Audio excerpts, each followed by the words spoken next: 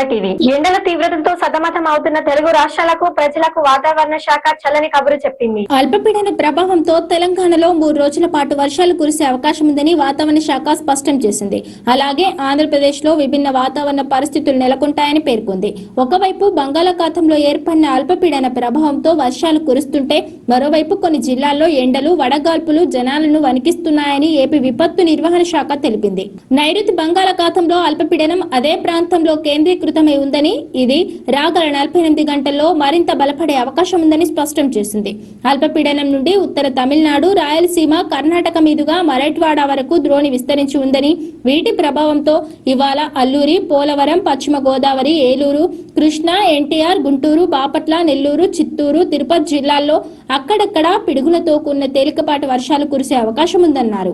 పొలాల్లో పనిచేసే రైతులు, పశు కాపరులు మరింత అప్రమత్తంగా ఉండాలని, ఆకాశం మేఘావృతమై ఉరుములు వినిపించిన వెంటనే సురక్షిత ప్రాంతాలకు వెళ్లాలని అధికారులు తెలిపారు.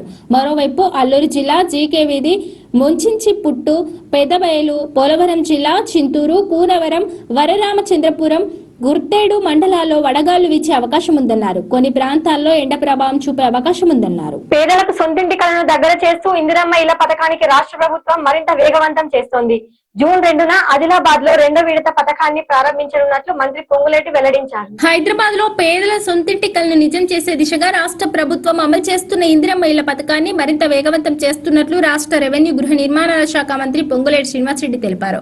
మొదటి విడత ఇండ్ల నిర్మాణం పూర్తి దశకు చేరుకున్న నేపథ్యంలో 2వ విడత ఇందిరమ్మ ఇళ్ల పథకాన్ని రాష్ట్ర ఆవిర్భావ దినోత్సవమైన జూన్ 2న ఆదిలాబాద్ జిల్లాలో ప్రారంభించనున్నట్లు వెల్లడించారు. దీనికి సంబంధించిన విధి విధానాలపై ఈ నెల 21న జరిగే మంత్రివర్గ సమావేశంలో తుది నిర్ణయం తీసుకోనున్నారు. రెవెన్యూ, హౌసింగ్ అంశాలపై జిల్లాల వారీగా ప్రజా ప్రతినిధులతో నిర్వహిస్తున్న సమీక్ష సమావేశాల్లో భాగంగా హైదరాబాద్ లో జరిగిన సమావేశంలో మంత్రి కీలక సూచనలు చేశారు. గత ప్రభుత్వం హైదరాబాద్ నగరానికి చాలా దూరంగా 2 BHK ఇండ్లు నిర్మించడం వల్ల లబ్ధిదారులు అక్కడ నివసించడానికి ఆసక్తి చూపడం లేదని అన్నారు. జీవనోపాధికి ఇబ్బందులు తలెత్తడంతో అనేక కాలనీలు ఖాళీగా మారినట్లు క్షేత్రస్థాయి పరిశీలనల్లో బయటపడిందని పేర్కొన్నారు. ఈ నేపథ్యంలో ఇకపై పేదలు ప్రస్తుతం నివసిస్తున్న ప్రాంతాలకు 5 నుంచి 8 కిలోమీటర్ల పరిధిలోనే ఇందిరమ్మ ఇళ్ల నిర్మాణాలు చేపట్టాలని అధికారులకు ఆదేశించారు. ప్రతి నియోజకవర్గాన్ని యూనిట్ గా తీసుకుని ప్రభుత్వ భూములు, మురికివాడలు, భూదాన్ భూములు, పాత హౌసింగ్ కాలనీల్లో శిథిలావస్థలో ఉన్న ఇళ్ల ప్రాంతాలను గుర్తించి ప్రతిపాదనలు సిద్ధం చేయాలని సూచించారు. ప్రజా ప్రతినిధులను కూడా ఈ ప్రక్రియలో భాగస్వామ్యం చేయాలని స్పష్టం చేశారు. ఇప్పటికే నిర్మాణం పూర్తయిన 2 BHK ఇండ్లకు లబ్ధిదారులను కేటాయించేందుకు ప్రత్యేక డ్రైవ్ నిర్వహించాలని మంత్రి ఆదేశించారు. ఈ నెలాఖరుకల్లా పూర్తి అయిన ఇండ్లు, వివిధ దశల్లో ఉన్న ఇండ్లకు లబ్ధిదారులను గుర్తించాలని తెలిపారు. అయితే ఆయా కాలనీలకు 5 నుంచి 8 కిలోమీటర్ల పరిధిలో నివసించే వారికే ప్రాధాన్యత ఇవ్వాలని స్పష్టం చేశారు. అలాగే కాలనీల్లో మంచినీరు, డ్రైనేజీ, విద్యుత్ వంటి కనీస సౌకర్యాల కల్పనపై ప్రత్యేక దృష్టి పెట్టాలని సూచించారు. బంగారం ప్రతి భారతీయుడికి సెంటిమెంట్. పెళ్లి, పండుగ, పుట్టినరోజు ఇలా ఏ సందర్భమైనా అన్ని శుభకార్యాల్లోనూ బంగారం, వెండి కొనుగోలు తప్పనిసరి. అలాంటి బంగారం ధరలు గత 2 ఏళ్లుగా ఆకాశంలో చుక్కలను అంటున్నాయి. భారత ఆర్థిక వ్యవస్థను బలోపేతం చేసే దిశగా కేంద్ర ప్రభుత్వం సంచలన నిర్ణయం తీసుకుంది. బంగారం, వెండి దిగుమతులపై కస్టమ్స్ డ్యూటీని భారీగా పెంచుతూ ఉత్తర్వులు జారీ చేసింది. గతంలో 6% ఉన్న దిగుమతి సుంకాన్ని ఏకంగా 15% పెంచారు. ఇందులో 10% ప్రాథమిక కస్టమ్స్ డ్యూటీ కాగా మిగిలిన 5% వ్యవసాయ మౌలిక సదుపాయాల అభివృద్ధి సెస్ రూపంలో ఉంటుంది. ఈ పెంపు నిర్ణయానికి ముందు ప్రధానమంత్రి నరేంద్ర మోదీ దేశ ప్రజలకు ఒక ప్రత్యేక విజ్ఞప్తి చేశారు. విదేశీ మారక నిల్వలను కాపాడుకోవడానికి వీలైనంత వరకు ఏడాది పాటు బంగారం కొనుగోళ్లను వాయిదా వేసుకోవాలని ఆయన సూచించారు. దేశ ఆర్థిక ప్రయోజనాల దృష్ట్యా అనవసర ఖర్చులను తగ్గించుకోవాలని ఆయన కోరారు. ఈ క్రమంలోనే బంగారం, వెండి ధరలు ఈ రోజు భారీగా పెరిగే అవకాశం ఉందని మార్కెట్ విశ్లేషకులు చెబుతున్నారు. భారతదేశంలో ఈ రోజు 24 క్యారెట్ల బంగారం ధర 10 గ్రాములు 1,53,990 పడిపోయింది. ఇక 22 క్యారెట్ల బంగారం ధర 10 గ్రాములు 1,41,160లకు చేరింది. దేశంలోని ఢిల్లీ, ముంబై, హైదరాబాద్ వంటి ప్రధాన నగరాల్లో బంగారం, వెండి ధరలు ఇలా ఉన్నాయి. చెన్నైలో 24 క్యారెట్ల బంగారం 10 గ్రాముల ధర 1,56,340, 22 క్యారెట్ల ధర 1,43,310గా ఉంది. వెండి కిలో ధర 3,01,100గా ఉంది. ఇక హైదరాబాద్ లో బంగారం 24 క్యారెట్ల 10 గ్రాముల ధర 1,53,990గా ఉంది. 22 క్యారెట్ల గోల్డ్ 10 గ్రాముల కిలోల ధర 1,41,160గా ఉంది. ఇంకా వెండి కిలో ధర 3,01,100గా ఉంది. వచ్చే 2 ఏళ్లు బీఆర్ఎస్ పార్టీకి అత్యంత కీలకమని పార్టీ చీఫ్ కె చంద్రశేఖరరావు వ్యాఖ్యానించారు. ప్రజా సమస్యలపై పోరాటమే ప్రధాన ఎజెండాగా ముందుకెళ్లాలని నేతలను సూచించారు. ఇక ఎత్తండి గులాబీ జెండా, ప్రజా సమస్యలే ఎజెండా. నేతలంతా ఇక మీదట ప్రజాక్షేత్రంలోనే ఉండాలని ఆదేశించారు గులాబీ బాస్ కేసీఆర్. రైతులు, యువత సమస్యలపై దృష్టి సారించి ప్రత్యేక పోరాట కార్యాచరణ రూపొందించాలన్నారు. వచ్చే 2 ఏళ్లు పార్టీకి కీలకమన్న మాజీ సీఎం ప్రజల సమస్యల పరిష్కారానికి ఉద్యమించాలని నేతలకు ఆదేశాలిచ్చారు. బీఆర్ఎస్ చీఫ్ కేసీఆర్ ఎర్రవల్లి వ్యవసాయ క్షేత్రంలో పార్టీ ముఖ్య నేతలతో భేటీ అయ్యారు. భవిష్యత్ కార్యాచరణ, పార్టీ పటిష్టతపై కీలక సూచనలు చేశారు. పార్టీ సభ్యత్వ నమోదు, ఇన్ఛార్జీల నియామకంపై నేతలకు ఆదేశాలు జారీ చేశారు.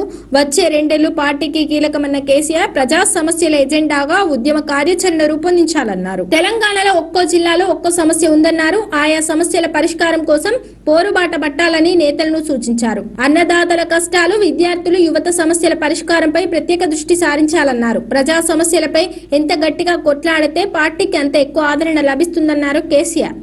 పనిచేసే వారిని పార్టీ ఇన్ఛార్జీలుగా నియమించాలని సీఎం కేసీఆర్ నిర్ణయించారు. నియోజకవర్గాలు, జిల్లాల ఇన్ఛార్జీల ఎంపిక విషయంలో నిక్కచ్చిగా వ్యవహరిస్తున్నామన్నారు. 10 ఏళ్లలో పార్టీ పదవులు పొందని వారికి ప్రాధాన్యతనివ్వాలన్నారు. పార్టీ పదవుల్లో బంధువులు, తెలిసిన వారికి కాకుండా పనిచేసే వారికే ప్రాధాన్యత ఇవ్వాలన్నారు. యువ సంఘాలు, విద్యార్థి సంఘాలు, కార్మిక సంఘాల్లో యాక్టివ్ గా ఉన్న వారికి పదవులు ఇవ్వాలన్నారు కేసీఆర్. పార్టీ సభ్యత్వం విషయంలోనూ జాగ్రత్తగా వ్యవహరించాలన్నారు కేసీఆర్. ఎంత ఎక్కువ మందికి సభ్యత్వం ఇచ్చామని కాదు, పార్టీతో నిత్యం ఉండే వారికి ఎంత మందికి ఇచ్చామన్నది ముఖ్యమన్నారు కేసీఆర్. క్రియాశీలకంగా పనిచేసే వారికి క్రియాశీల సభ్యత్వం ఇవ్వాలని ఖచ్చితమైన ఆదేశాలు జారీ చేశారు కేసీఆర్. గ్రామ స్థాయి నుంచి రాష్ట్ర స్థాయి వరకు కనెక్టివిటీ ఉండేలా పార్టీ చైన్ ఉండాలన్నారు కేసీఆర్. వర్కింగ్ ప్రెసిడెంట్ గా ఉన్న కేటీఆర్ టెలికాన్ఫరెన్సులు నిర్వహిస్తూ పార్టీ నేతలకు అందుబాటులో ఉండాలన్నారు. పార్టీ విగ్గా ఉన్న నియోజకవర్గాలపై ఎక్కువ ఫోకస్ చేయాలన్నారు మాజీ సీఎం. త్వరలో జరగనున్న జిల్లా, మండల పరిషత్ ఎన్నికలు, జీహెచ్ఎంసీ ఎన్నికలను దృష్టిలో పెట్టుకుని పార్టీ సంస్థాగత నిర్మాణం చేపట్టాలని నేతలకు కేసీఆర్ సూచించారు. నిన్న మొన్నటిదాకా సూర్యుడు కాస్త నెమ్మదించినట్టు కనిపించిన మంగళవారం పగటిపూట ఉష్ణోగ్రతలు తీవ్ర రూపం దాల్చాయి. కాస్త చల్లబడిందనుకున్న వాతావరణం ఒక్కసారిగా వేడెక్కడంతో ప్రజలు బెంబేలెత్తిపోతున్నారు. ఆదివారం, సోమవారం సూర్యుడు కాస్త నెమ్మదించినట్టు కనిపించినా మంగళవారం పగటిపూట ఉష్ణోగ్రతలు తీవ్ర రూపం దాల్చాయి. కాస్త చల్లబడిందనుకున్న వాతావరణం ఒక్కసారిగా వేడెక్కడంతో ప్రజలు బెంబేలెత్తిపోతున్నారు. సాధారణంగా ఇంట్లో ఉందామంటే ఉక్కపోత, పైగా కరెంటు కోతలతో ప్రజలు అల్లాడిపోతున్నారు. పూరి గుడిసెల్లో రేకుల ఇంట్లో ఉన్న వాళ్ళు ఇంట్లో ఉండలేని పరిస్థితులు నెలకొన్నాయి. బయటకు పనిపై వెళ్దామంటే ఎండలు భరించలేని పరిస్థితి ఏర్పడింది. తీవ్రమైన ఎండలతో వృద్ధులు, పిల్లలు అల్లాడిపోతున్నారు.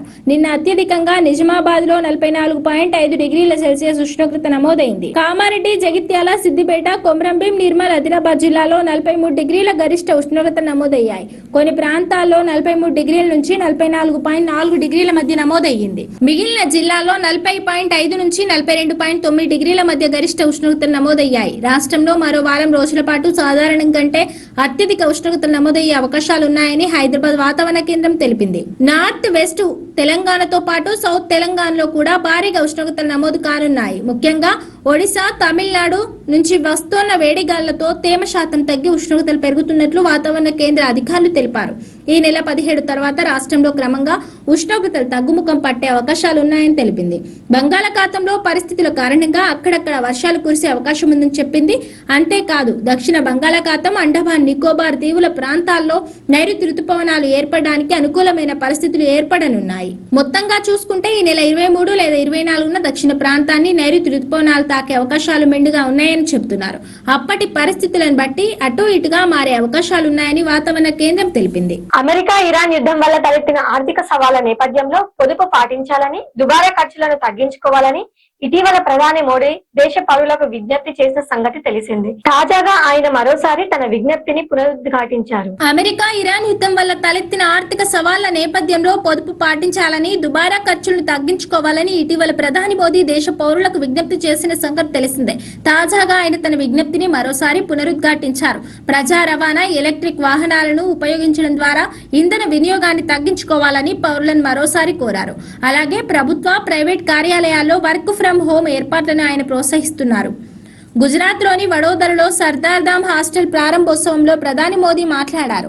సరఫరా గొలుసులకు అంతరాయం కలగడంతో దిగుమతి వస్తువుల ధరలు ఆకాశాన్ని అంటుతున్నాయని తెలిపారు. దేశ విదేశీ మారక నిల్వలపై భారాన్ని, దిగుమతులపై ఆధారపడడాన్ని తగ్గించడానికి సామూహిక భాగస్వామ్యం అవసరమని నొక్కి చెప్పారు. దేశ దిగుమతుల్లో అధిక భాగం ముడి చమురు నుండే వస్తుంది. దురదృష్టవశాత్తు ప్రపంచంలోని చాలా భాగాలకు చమురును సరఫరా చేసే అదే ప్రాంతం ప్రస్తుతం సంఘర్షణ, అస్థిరతతో కూడిన పరిస్థితిలో చిక్కుకుంది. అందువల్ల పరిస్థితులు సాధారణ స్థితికి వచ్చే వరకు దేశ విస్తృత ప్రయోజనాల కోసం మనమందరం మన దైనందిన జీవితాల్లో చిన్నవైన అర్థవంతమైన తీర్మానాలు చేసుకోవాల్సి ఉంటుంది అని ప్రధాని మోదీ అన్నారు.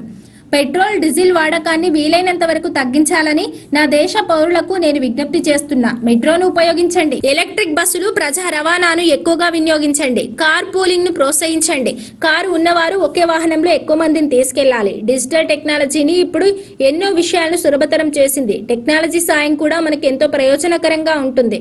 ప్రభుత్వ, ప్రైవేట్ కార్యాలయాల్లో వర్చువల్ సమావేశాలకు, వర్క్ ఫ్రం హోమ్ కు ప్రాధాన్యత ఇవ్వడం అత్యవసరమని ప్రధాని మోదీ అన్నారు. స్కూల్ విద్యార్థుల కోసం తాత్కాలిక ఆన్లైన్ క్లాసులు నిర్వహించాలని ప్రధాని కోరారు. ప్రస్తుతానికి ఆన్లైన్ తరగతుల ఏర్పాటుకు ప్రాధాన్యత ఇవ్వాలని నేను కొన్ని పాఠశాలలను కోరుతున్నాను అని అన్నారు.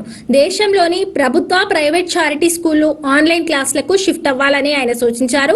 పశ్చిమాసియా యుద్ధ ప్రభావం నేపథ్యంలో ఇంధనాన్ని ఆదా చేయాలని, కంపెనీలు వర్క్ ఫ్రం హోమ్ కు ప్రాధాన్యత ఇవ్వాలని ఇటీవల పిలుపునిచ్చిన ప్రధాని మోదీ తాజాగా ఆన్లైన్ క్లాసులకు వెళ్లండంటూ స్కూళ్లకు సైతం సూచన చేశారు.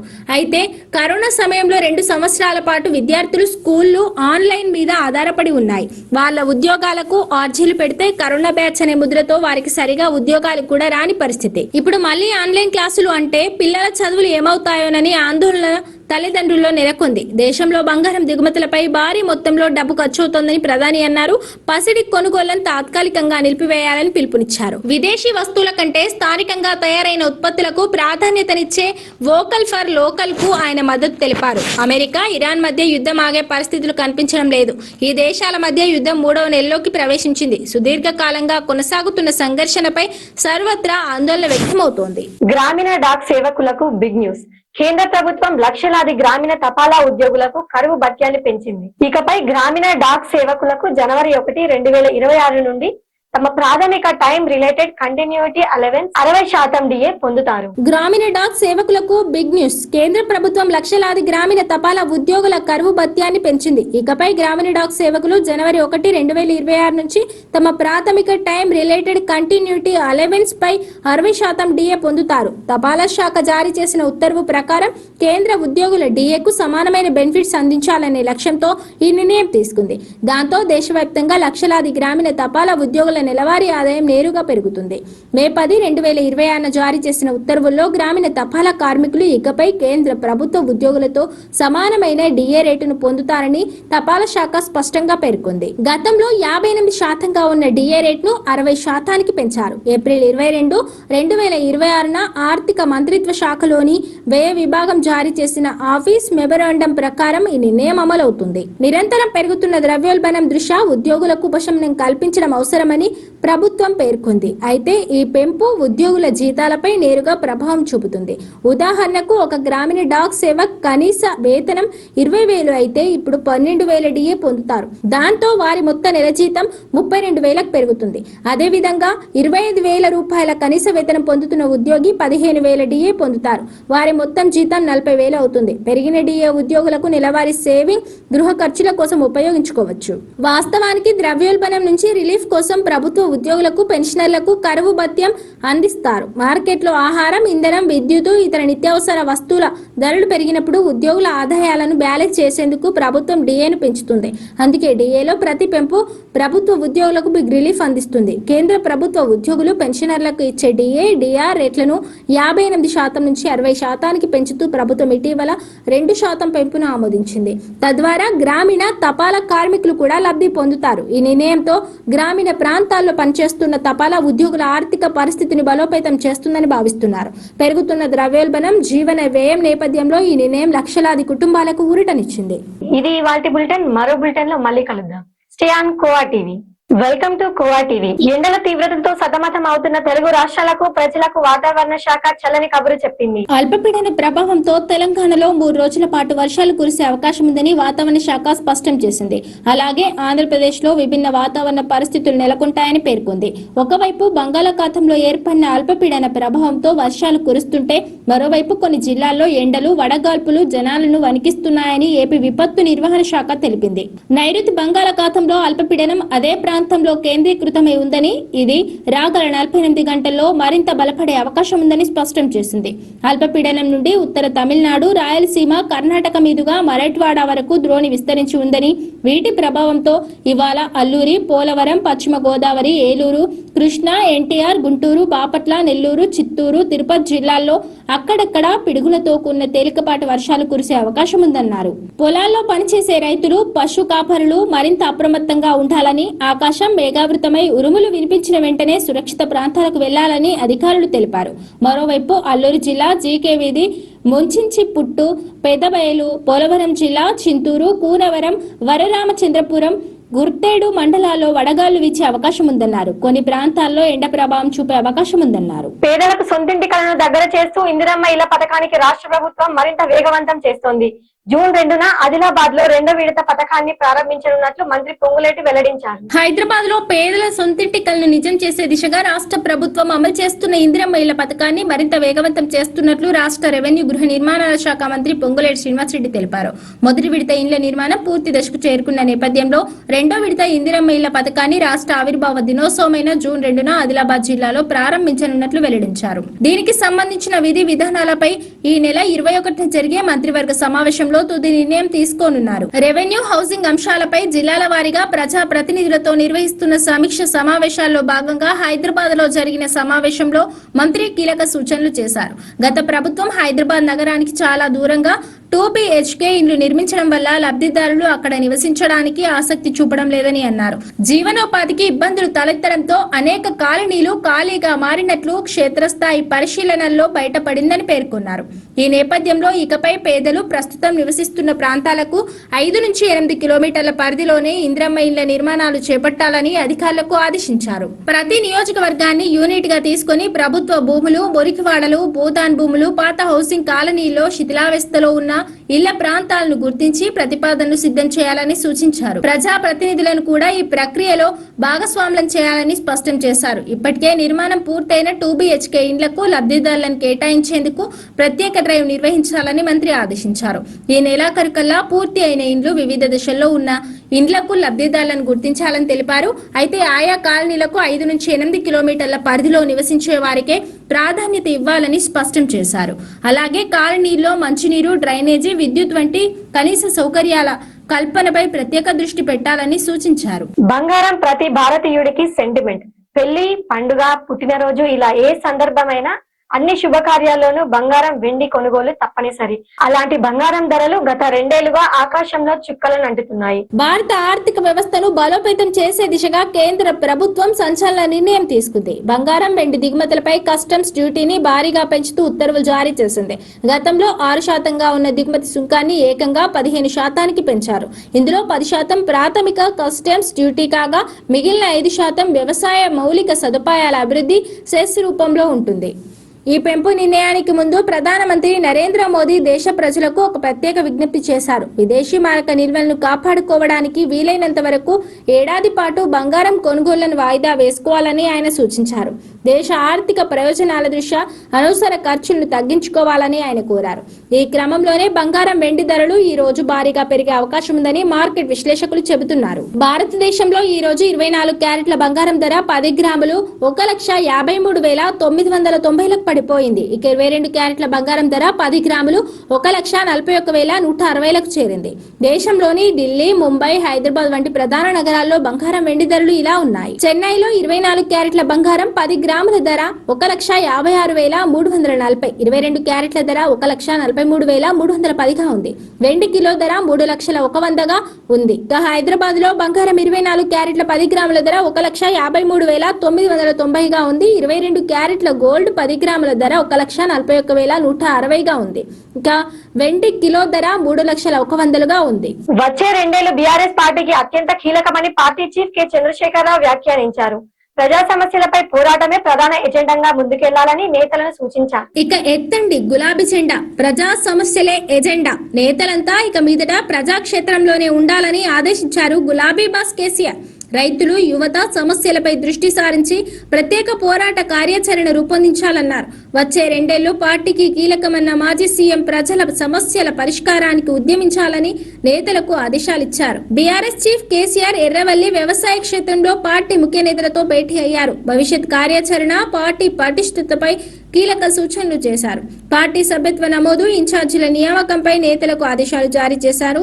వచ్చే 2 ఏళ్లు పార్టీకి కీలకమన్న కేసీఆర్ ప్రజా సమస్యల ఎజెండాగా ఉద్యమ కార్యాచరణ రూపొందించాలన్నారు. తెలంగాణలో ఒక్కో జిల్లాలో ఒక్కో సమస్య ఉందన్నారు. ఆయా సమస్యల పరిష్కారం కోసం పోరుబాట పట్టాలని నేతలను సూచించారు. అన్నదాతల కష్టాలు, విద్యార్థులు, యువత సమస్యల పరిష్కారంపై ప్రత్యేక దృష్టి సారించాలన్నారు. ప్రజా సమస్యలపై ఎంత గట్టిగా కొట్లాడితే పార్టీకి అంత ఎక్కువ ఆదరణ లభిస్తుందన్నారు కేసీఆర్.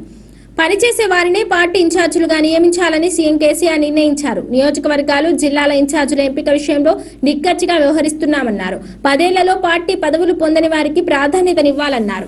పార్టీ పదవుల్లో బంధువులు, తెలిసిన వారికి కాకుండా పనిచేసే వారికే ప్రాధాన్యత ఇవ్వాలన్నారు. యువ సంఘాలు, విద్యార్థి సంఘాలు, కార్మిక సంఘాల్లో యాక్టివ్ గా ఉన్న వారికి పదవులు ఇవ్వాలన్నారు కేసీఆర్. పార్టీ సభ్యత్వం విషయంలోనూ జాగ్రత్తగా వ్యవహరించాలన్నారు కేసీఆర్. ఎంత ఎక్కువ మందికి సభ్యత్వం ఇచ్చామని కాదు, పార్టీతో నిత్యం ఉండేవారికి ఎంత మందికి ఇచ్చామన్నది ముఖ్యమన్నారు కేసీఆర్. క్రియాశీలకంగా పనిచేసే వారికి క్రియాశీల సభ్యత్వం ఇవ్వాలని ఖచ్చితమైన ఆదేశాలు జారీ చేశారు కేసీఆర్. గ్రామ స్థాయి నుంచి రాష్ట్ర స్థాయి వరకు కనెక్టివిటీ ఉండేలా పార్టీ చైన్ ఉండాలన్నారు కేసీఆర్. వర్కింగ్ ప్రెసిడెంట్ గా ఉన్న కేటీఆర్ టెలికాన్ఫరెన్సులు నిర్వహిస్తూ పార్టీ నేతలకు అందుబాటులో ఉండాలన్నారు. పార్టీ విగ్గా ఉన్న నియోజకవర్గాలపై ఎక్కువ ఫోకస్ చేయాలన్నారు మాజీ సీఎం. త్వరలో జరగనున్న జిల్లా, మండల పరిషత్ ఎన్నికలు, జీహెచ్ఎంసీ ఎన్నికలను దృష్టిలో పెట్టుకుని పార్టీ సంస్థాగత నిర్మాణం చేపట్టాలని నేతలకు కేసీఆర్ సూచించారు. నిన్న మొన్నటిదాకా సూర్యుడు కాస్త నెమ్మదించినట్టు కనిపించిన మంగళవారం పగటిపూట ఉష్ణోగ్రతలు తీవ్ర రూపం దాల్చాయి. కాస్త చల్లబడిందనుకున్న వాతావరణం ఒక్కసారిగా వేడెక్కడంతో ప్రజలు బెంబేలెత్తిపోతున్నారు. ఆదివారం, సోమవారం సూర్యుడు కాస్త నెమ్మదించినట్టు కనిపించినా మంగళవారం పగటిపూట ఉష్ణోగ్రతలు తీవ్ర రూపం దాల్చాయి. కాస్త చల్లబడిందనుకున్న వాతావరణం ఒక్కసారిగా వేడెక్కడంతో ప్రజలు బెంబేలెత్తిపోతున్నారు. సాధారణంగా ఇంట్లో ఉందామంటే ఉక్కపోత, పైగా కరెంటు కోతలతో ప్రజలు అల్లాడిపోతున్నారు. పూరి గుడిసెల్లో రేకుల ఇంట్లో ఉన్న వాళ్ళు ఇంట్లో ఉండలేని పరిస్థితులు నెలకొన్నాయి. బయటకు పనిపై వెళ్దామంటే ఎండలు భరించలేని పరిస్థితి ఏర్పడింది. తీవ్రమైన ఎండలతో వృద్ధులు, పిల్లలు అల్లాడిపోతున్నారు. నిన్న అత్యధికంగా నిజామాబాద్ లో 44.5 డిగ్రీల సెల్సియస్ ఉష్ణోగ్రత నమోదైంది. కామారెడ్డి, జగిత్యాల, సిద్దిపేట, కొమరంభీం, నిర్మల్, ఆదిలాబాద్ జిల్లాలో 43 డిగ్రీల గరిష్ట ఉష్ణోగ్రత నమోదయ్యాయి. కొన్ని ప్రాంతాల్లో 43 డిగ్రీల నుంచి 44.4 డిగ్రీల మధ్య నమోదయ్యింది. మిగిలిన జిల్లాల్లో 40.5 నుంచి 42.9 డిగ్రీల మధ్య గరిష్ట ఉష్ణోగ్రతలు నమోదయ్యాయి. రాష్ట్రంలో మరో వారం రోజుల పాటు సాధారణం కంటే అత్యధిక ఉష్ణోగ్రతలు నమోదయ్యే అవకాశాలున్నాయని హైదరాబాద్ వాతావరణ కేంద్రం తెలిపింది. నార్త్ వెస్ట్ తెలంగాణతో పాటు సౌత్ తెలంగాణలో కూడా భారీగా ఉష్ణోగ్రతలు నమోదు కానున్నాయి. ముఖ్యంగా ఒడిశా, తమిళనాడు నుంచి వస్తోన్న వేడిగాళ్లతో తేమ శాతం తగ్గి ఉష్ణోగ్రతలు పెరుగుతున్నట్లు వాతావరణ కేంద్ర అధికారులు తెలిపారు. ఈ నెల 17 తర్వాత రాష్ట్రంలో క్రమంగా ఉష్ణోగ్రతలు తగ్గుముఖం పట్టే అవకాశాలున్నాయని తెలిపింది. బంగాళాఖాతంలో పరిస్థితుల కారణంగా అక్కడక్కడ వర్షాలు కురిసే అవకాశం ఉందని చెప్పింది.